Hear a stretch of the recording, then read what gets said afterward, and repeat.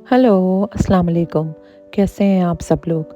उम्मीद करती हूँ आप सब लोग खैरियत से होंगे और अल्लाह पाक हम सबको अपनी हिफ्ज़ ओ अमान में रखे। आमीन।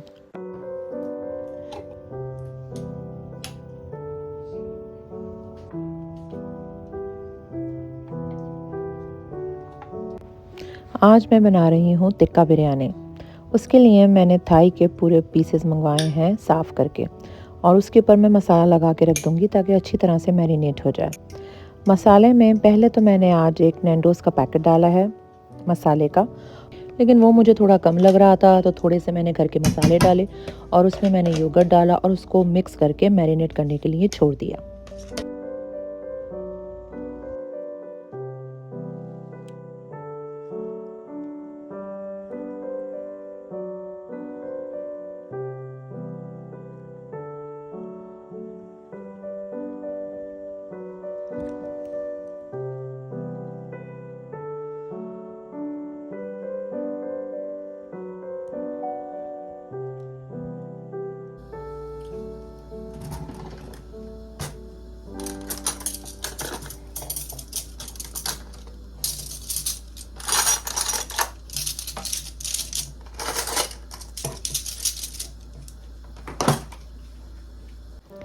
रमज़ान बिल्कुल आने ही वाले हैं और फरवरी के आखिर से रमज़ान शुरू हो जाएंगे इंशाल्लाह।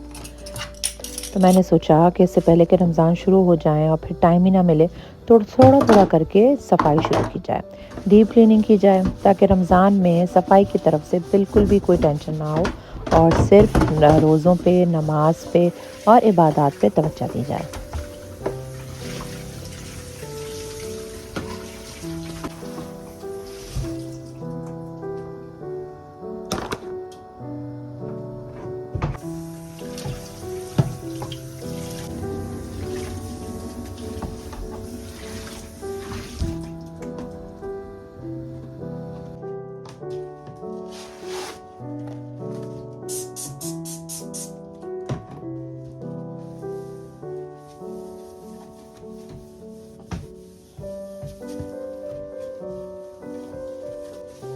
एक दिन सारे काम लेके बैठे जाएं और पूरा दिन लगा के सफाई किया जाए तो उससे बहुत थकन हो जाती है और मुझे ऐसा लगता है कि वैसे सफाई हो भी नहीं पाती अगर आप छोटे छोटे हिस्सों में डिवाइड कर लें अपनी सफाई को और उसको अच्छी तरह से साफ़ करें।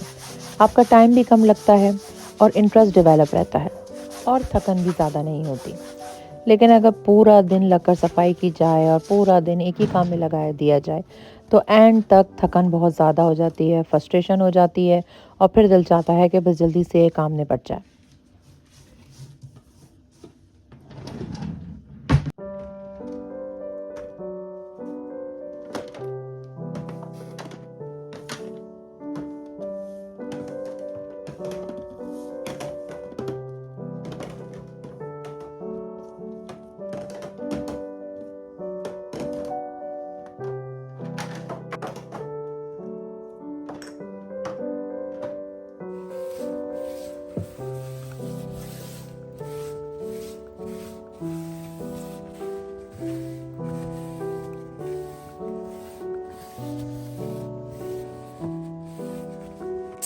सबसे पहले मैंने किचन की सफाई का काम शुरू किया है क्योंकि रमज़ान में सबसे ज़्यादा किचन का इस्तेमाल होता है, ख़ास तौर पे इफ्तारी के वक्त। और बच्चों की ढेर सारी फरमाइशें और बहुत सारे खाने बनने होते हैं।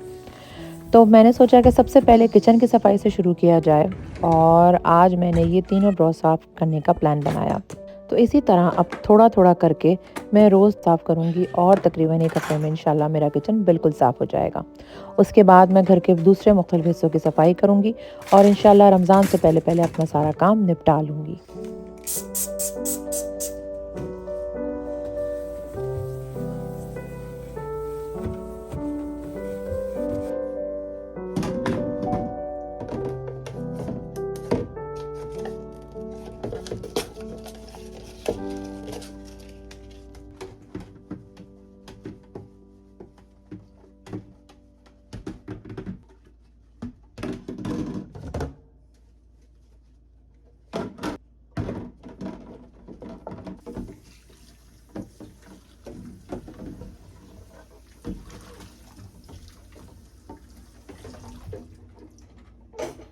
रमज़ान आने से पहले सिर्फ यही प्लानिंग नहीं करनी चाहिए कि हम अपने घर को साफ़ करेंगे, बल्कि इबादत की भी प्लानिंग करनी चाहिए।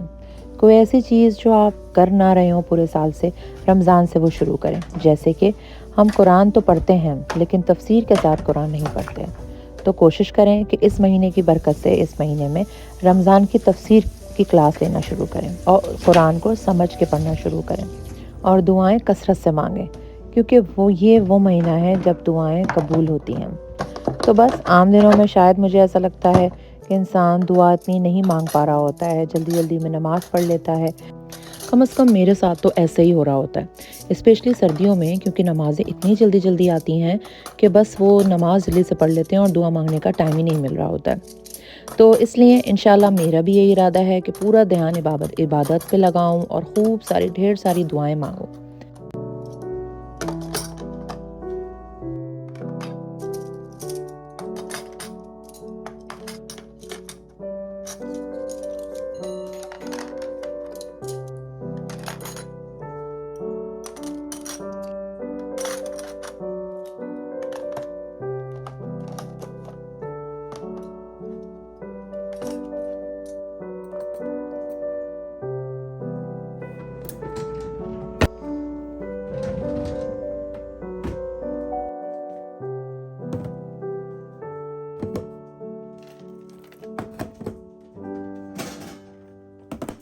घर को साफ रखना और उसको मेंटेन रखना एक कंटिन्यूअस प्रोसेस है। ऐसा नहीं हो सकता कि आपने सफाई कर ली और बस फिर वो हमेशा के लिए रहेगी। मैंने एक जगह यूट्यूब पे देखा था कि अपने रोज़ के 20 मिनट आप सफाई को दें। थोड़ा थोड़ा करके सफाई करें तो उससे बहुत अच्छी और कम टाइम में सफाई हो जाती है। आज मैंने यही देखा, मैंने ये तीनों ड्रॉज साफ़ की तो मुझे तकरीबन 20 मिनट्स लगे होंगे और मेरा काम ख़त्म हो गया। आगे भी मेरा यही प्लान है कि मैं 20 मिनट के हिसाब से सारे काम करती जाऊंगी और रमज़ान आने से पहले इंशाल्लाह मैं सारी सफाई ख़त्म कर लूँगी।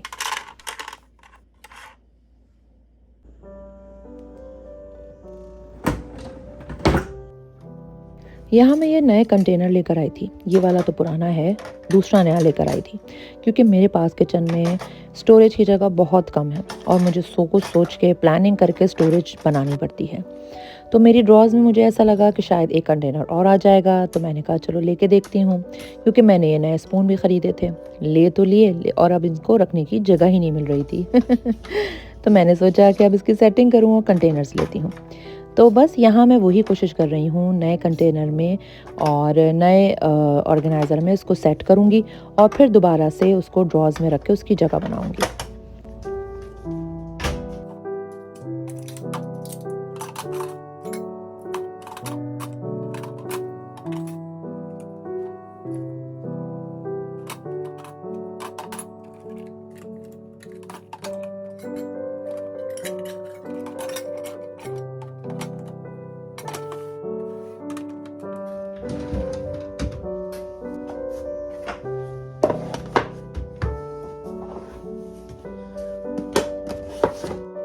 किचन की क्रॉकरी और कटलरी लेने का शौक तो सभी को होता है और मुझे भी बहुत है।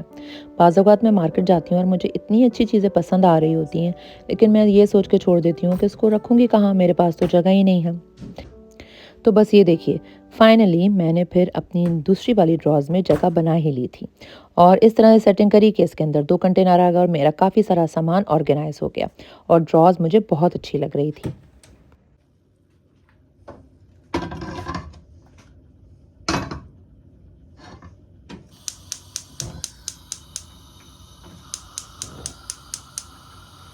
यहाँ तो मैंने कर ली थी अब सफाई मुकम्मल। अब चूँकि मैंने दिन में चिकन को मैरिनेट करने को रख दिया था, तो अब उसके बनाने का टाइम आ गया था। उसको उस तरह से नहीं बनाया जाता जिस तरह से चिकन की बिरयानी बनाई जाती है। मसाला लगा के मैंने थाई के पीसेस रखे थे। अब मैं 2 तवों में थोड़ा-सा ऑयल डाल के और वो थाई के पीसेस रख के ढक के हल्की आँच पे रख दूँगी। तो ये अपने ही पानी में और दही के पानी में बहुत अच्छी टेंडर हो जाएँगी और उसी में मसाला बन जाएगा। अगर आपको लगे एंड में कि मसाला कम है, तो आप थोड़ी-सी क्रीम डालकर और उसको मिक्स करके उसका थोड़ा-सा मसाला बढ़ा सकते हैं।